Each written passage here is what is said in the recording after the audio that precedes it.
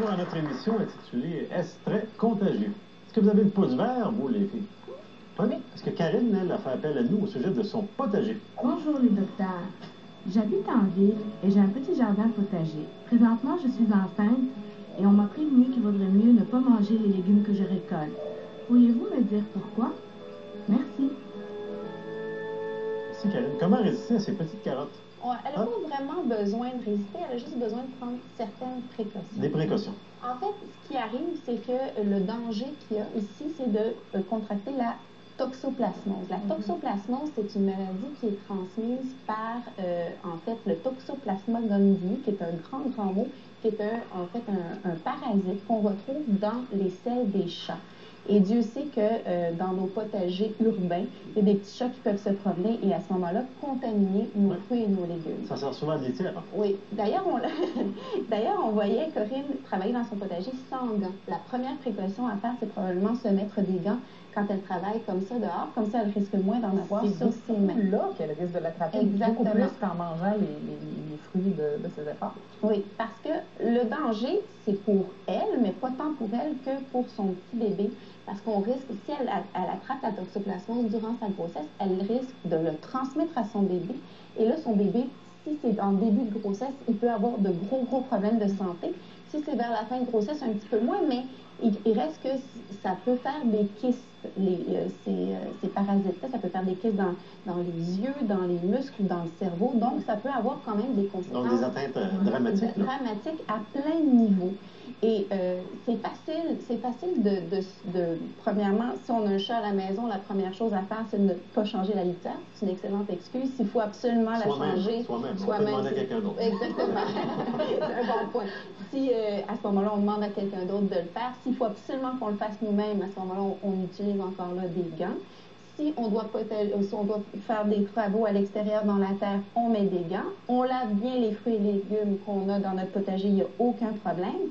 Et c'est pas juste les fruits et les légumes, c'est aussi la viande qui est mal cuite. Il faut vraiment bien cuire la viande parce qu'on peut retrouver dans les muscles des animaux qu'on consomme ces mêmes kystes-là de toxoplasmose et à ce moment-là, l'attraper de cette façon-là et avoir le même problème. Mais le problème aussi, c'est que la toxoplasmose, on ne s'en rend pas nécessairement compte. C'est ça le drame pour la maman, parce qu'elle pense qu'elle est correcte. La toxoplasmose, des fois, donne 0 symptôme. D'autres fois, ça donne un symptôme un peu d'allure grippale, la fièvre, fatiguée, courbature. On ne consulte pas nécessairement. Et nous, quand on vous voit, on ne reconnaît pas nécessairement la toxoplasmose.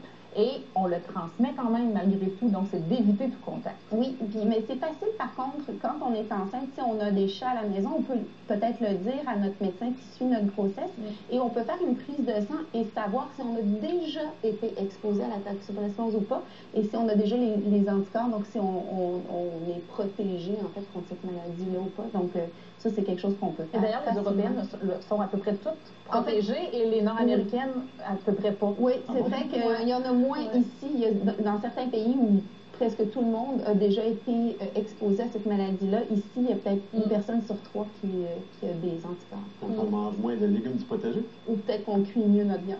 Peut-être. Peut-être qu'on joue moins avec les litières. Oui, peut-être qu'on a moins de chats, en fait. Ça ne sortira pas. Bombe d'explication. On dit souvent que les modes finissent toujours par revenir. Ah, même le fluo, les pantalons capris et les moustaches sont déjà revenus à la mode, en fait. Il me semble que je t'imagine pas trop avec une moustache, des pantalons fluo, capris. Mais c'est correct, c'est rare qu'il suit la mode. Vous pourriez être surprise, vous vous moquez, là, mais... Et quand même, c'est quand c'est une maladie qui revient du passé, ça devient plus inquiétant. On va écouter la question de Denise. Bonjour les docteurs. Quand j'étais plus jeune, la tuberculose existait. Grâce au progrès de la médecine, cette maladie a pratiquement disparu. Maintenant, j'entends dire qu'elle revient et qu'elle est encore plus difficile à traiter. Pourquoi? Merci. Merci Denise. Pour faire le point sur la tuberculose, on accueille une épidémiologiste de la clinique médicale L'Actuelle, Nima Machouf. Bonjour Nima. Nima, la tuberculose, ça fait un peu peur, mais est-ce que c'est vraiment en train de revenir? Est-ce qu'on pourrait dire ça maintenant? La tuberculose est alarmante au niveau mondial. Ça représente à peu près 9 millions de nouveaux cas par année. Mais Quand même. au Canada, on est un des pays les plus touchés et il n'y a pas d'augmentation de la tuberculose au Canada. Peut-être durant les années 90, on a vu ça augmenter, OK. mais après, ça s'est stoppé. L'épidémie évolue, mais évolue moins vite. Mais il y a des régions au Canada, comme le Grand Nord, peut-être, où il y en a un peu plus?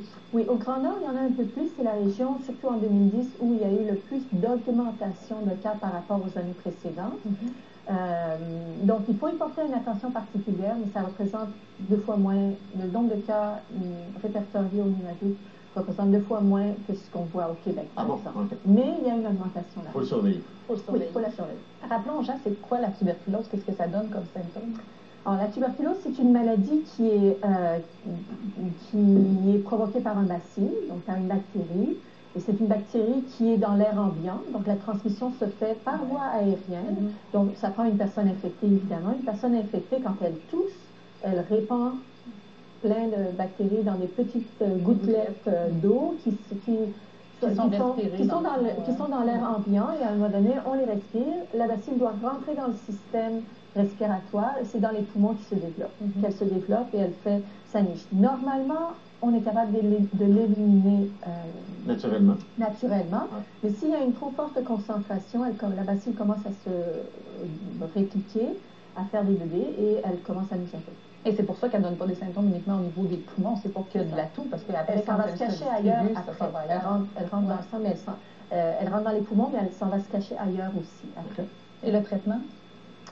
C'est un traitement qui est un peu long. C'est les 2 premiers mois, normalement. Il y a un traitement à tous les jours où on prend plusieurs médicaments, plusieurs antibiotiques. Plusieurs médicaments en même temps là, pour être capable de combattre la bactérie. Oui, justement, parce qu'à un moment donné, on a vu des cas de tuberculose résistante. Donc, on donne plusieurs antibiotiques en même temps. Comme ça, on est sûr de l'assommer comme il faut. L'assommer, c'est ça. Alors, les 2 premiers mois sont importants à tous les jours, les traitements.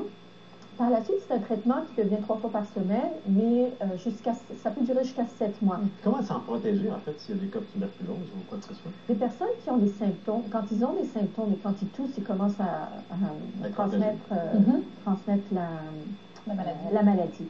Le principal symptôme, c'est la toux. Au début, c'est une toux qui est sèche. Mais par la suite, ça devient une toux qui est grasse et on continue à répandre la maladie. Et donc, c'est en évitant d'être en contact, donc en portant des masques pour la personne qui est malade ou ceux qui les traitent. Éviter trop les contacts, Est-ce qu'on donne le vaccin?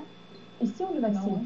Non, dans certains pays européens ou certains pays endémiques, on vaccine, mais ici, on ne vaccine pas depuis de nombreuses années. Mais c'est surtout d'identifier les cas, dans le fond, et de les traiter, c'est ça le plus important. Oui, surtout parce qu'on a un traitement.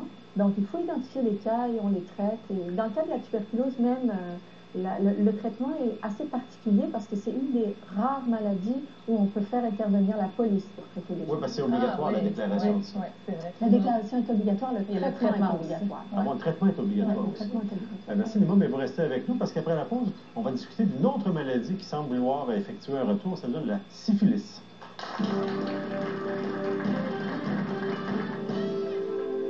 Après la pause. La syphilis, c'est une maladie qui est provoquée par une bactérie. C'est une infection transmise sexuellement, donc ça prend un contact sexuel pour la transmission. Et plus tard... Le molluscum, en fait, c'est un tout petit bouton et au centre, on peut voir comme s'il avait un petit nombril. Donc, il y a vraiment une petite dépression au centre et un petit point au milieu.